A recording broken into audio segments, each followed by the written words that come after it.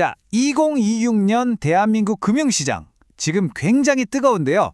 과연 어떤 모습일지 오늘 이 시간에는 말이죠. 바로 천시닥 현상을 중심으로 시장의 현재와 미래를 샅샅이 파헤친 보고서를 한번 뜯어보겠습니다. 자, 그럼 바로 핵심부터 짚고 넘어가죠. 2026년 1월 26일 시장을 정말 떠들썩하게 만들었던 딱 하나의 숫자가 있습니다. 바로 이 숫자 1064.41입니다. 이게 그냥 숫자가 아니에요, 여러분. 무려 4년 만에 1000포인트를 다시 뚫어내면서 그야말로 천스닥의 화려한 귀환을 알린 신호탄이었거든요. 그것도 하루 만에. 와, 7.09%나 급등했으니 이건 정말 시장에 엄청난 이정표를 세운 거죠. 아니, 근데 어떻게 이런 폭발적인 상승이 가능했을까요? 그 동력이 궁금하시죠? 이걸 제대로 이해하려면요. 먼저 글로벌 시장이 우리한테 어떤 신호를 보내고 있었는지부터 살펴봐야 합니다. 네, 첫 번째 신호탄은 바로 미국에서 쏘아 올려졌습니다. 보시는 것처럼 다우, 나스닥, S&P 500, 이 주요 지수들이 모두 빨간불을 켜면서 상승 마감했죠. 이게 일단 우리나라 시장에도 훈풍을 불어 넣어준 겁니다. 자, 그리고 진짜 재밌는 건 바로 이겁니다. 달러 인덱스. 보세요. 4개월 만에 최저치인 96.8까지 뚝 떨어졌습니다. 이게 무슨 뜻이냐면요. 달러가 약해졌다는 거고 반대로 말하면 원화 가치가 강해졌다는 거죠. 그러니까 외국인 투자자들 입장에서는 지금 한국에 투자하면 환차익까지 볼 수 있겠네 하면서 한국 시장이 훨씬 더 매력적으로 보이기 시작한 겁니다. 그리고 바로 그 시점에 또 다른 중요한 움직임이 있었어요. 안전자산의 대표주자죠. 금 선물 가격이 온스당 5,100달러를 넘어서면서 역사상 최고가를 찍었습니다. 이건 시장의 불확실성이 크니까 투자자들이 일단 안전한 곳으로 돈을 옮기고 있다는 아주 강력한 증거라고 할 수 있습니다. 자, 이런 글로벌 움직임 속에서 시장의 모든 눈과 귀는 어디로 쏠려 있었을까요? 바로 미 연준의 FOMC 회의였습니다. 시장 참여자들 대부분, 그러니까 무려 97%가 이번엔 금리 동결하겠지라고 예상하고 있었지만 그래도 혹시 모르잖아요? 다들 연준이 어떤 힌트를 줄지 숨죽여서 지켜보고 있었던 거죠. 자, 그럼 이제 시선을 우리 국내 시장으로 한번 돌려보겠습니다. 이런 글로벌 분위기 속에서 우리나라에서는 아주 흥미로운, 어떻게 보면 좀 기이한 현상이 나타났습니다. 바로 양극화 현상이죠. 바로 이 화면이 그 양극화를 아주 극명하게 보여줍니다. 보세요. 코스닥은 무려 7% 넘게 폭등하면서 불기둥을 뿜어냈는데 정작 대형주 중심의 코스피는 오히려 파란불을 켜면서 0.81% 하락했어요. 와, 이건 뭐 같은 나라 시장이 맞나 싶을 정도로 완전히 딴 세상이었던 거죠. 도대체 왜 이런 일이 벌어진 걸까요? 그렇다면 이 움직임의 주인공은 누구였을까요? 네, 바로 외국인과 기관 투자자들이었습니다. 표를 보시면 코스피에서는 이 둘이 합쳐서 6천억 원이 넘는 돈을 쏟아부으면서 지수가 더 빠지는 걸 막아줬고요. 코스닥에서는 뭐 말할 것도 없이 훨씬 더 강력한 매수세로 이 랠리를 이끌었습니다. 반면에 개인 투자자들은 코스피에서면 7천억 원 넘게 팔면서 차익 실현에 나서는 모습을 보였죠. 그런데 이날 코스피가 파란불이었다고 해서 실망하긴 좀 이릅니다. 왜냐하면 중요한 단서가 하나 있었거든요. 바로 코스피 200 야간 선물이 0.84% 상승으로 마감했다는 점이에요. 이게 보통 다음날 아침장을 예측하는 아주 강력한 선행 지표거든요. 아, 내일 코스피는 오르겠구나 하는 신호랬던 거죠. 자, 좋습니다. 지금까지 시장이 어떻게 돌아가고 있는지 현주소를 파악해봤으니까 이제 가장 중요한 미래로 나아가 봐야겠죠. 이 보고서는 2026년 상반기를 어떻게 헤쳐나가야 할지 아주 구체적인 투자 전략을 제시하고 있습니다. 본격적인 전략 얘기를 하기 전에 지금 우리 시장에 마주한 가장 큰 변수, 이 불확실성부터 딱 짚고 넘어가야 합니다. 바로 금융투자소득세, 줄여서 금투세 문제입니다. 이게 정책이 오락가락하면서 투자자들 입장에서는 도대체 어쩌라는 거지? 하면서 혼란이 굉장히 커지고 있는 상황입니다.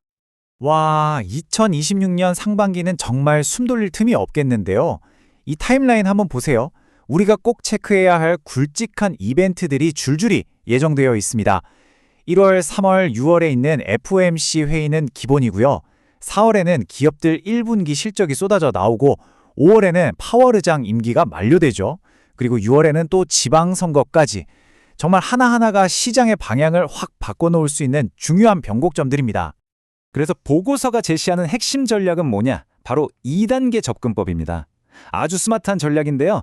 먼저 1분기, 그러니까 1월부터 3월까지는 시장에 돈이 막 들어오는 유동성의 귀한 시기니까 이 흐름에 올라타서 지수를 따라가는 상품으로 수익을 내자는 거고요. 그리고 2분기, 4월부터는 분위기가 달라진다는 겁니다. 이때부터는 본격적으로 기업들의 실적과 정책에 따라 희비가 엇갈릴 테니 잘 나가는 섹터와 종목을 콕 집어서 투자하고 또 정책 변화라는 변동성에는 대비를 하자는 거죠. 자, 그럼 이제 여러분이 가장 궁금해하실 부분으로 넘어가 보겠습니다. 이 보고서에서 가장 구체적이고 또 바로 써먹을 수 있는 부분이죠. 그래서 뭘 사야 하는데 시장을 어떻게 공략할 건데 그 추천 리스트를 지금부터 공개합니다. 첫 번째 전략은 나는 코스닥의 이 상승세에 과감하게 베팅하겠다 하시는 분들을 위한 겁니다. 보고서는 코스닥 150 지수가 오를 때 그 수익률의 2배를 따라가는 레버리지 ETF를 추천하고 있습니다. 한마디로 시장의 강한 모멘텀을 이용해서 수익을 급개화하는 아주 공격적인 전략이라고 할 수 있겠죠. 하지만 공격만 할 순 없죠. 모든 투자에는 든든한 보험, 바로 리스크 관리가 필수입니다. 그래서 보고서는 시장이 갑자기 꺾이거나 외부 충격이 왔을 때를 대비해서 인버스 ETF를 함께 가져가라고 조언합니다. 이 상품은 지수가 하락할 때 오히려 수익이 나도록 설계되어 있어서 내 소중한 포트폴리오를 지켜주는 방패 역할을 해주는 거죠. 자, 이제 개별 종목으로 들어가 보겠습니다. 첫 번째 추천 종목은 역시나 반도체 대장주 SK 하이닉스입니다. 뭐 이유는 명확하죠.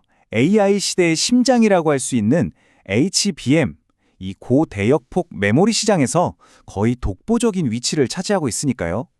보고서는 주가가 장중에 살짝 눌릴 때 그때를 이용해서 분할로 모아가는 전략을 추천하고 있습니다.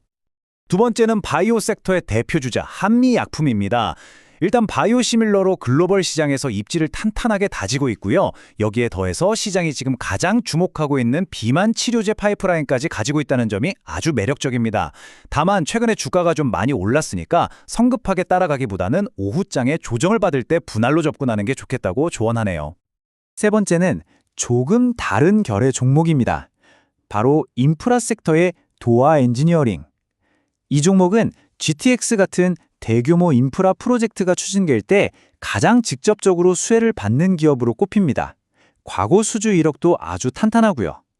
보고서에서는 특히 6월 지방선거를 앞두고 관련 정책들이 쏟아져 나오기 전에 6,100원에서 6,200원 사이 구간에서 미리 물량을 확보해 두라는 아주 구체적인 가격대까지 제시했습니다. 자, 마지막 추천 종목입니다. 바로 에너지 섹터의 두산 에너빌리티. 왜 이 종목이냐? AI 시대가 되면서 데이터 센터가 계속 늘어나는데 이게 전기를 어마어마하게 먹거든요. 이 막대한 전력 수요를 감당하려면 결국 원자력 발전이 다시 주목받을 수밖에 없다는 거죠.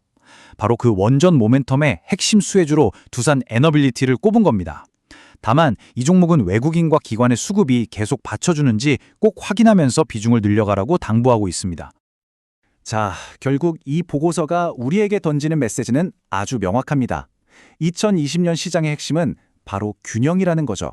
한쪽으로는 GTX나 원전처럼 실체가 뚜렷한 정책 수혜주, 또 AI 같은 기술 성장주에 투자를 해서 기회를 잡고, 다른 한쪽으로는 인버스 같은 상품으로 전략적인 해지를 하면서 리스크를 관리하라는 겁니다. 이 보고서를 덮으며 우리 모두 스스로에게 질문을 던져봐야 할 것 같습니다. 나는 이 거대한 모멘텀의 파도에 올라탈 것인가? 아니면 다가올 변동성에 철저히 대비할 것인가? 2020년 여러분의 선택은 무엇입니까?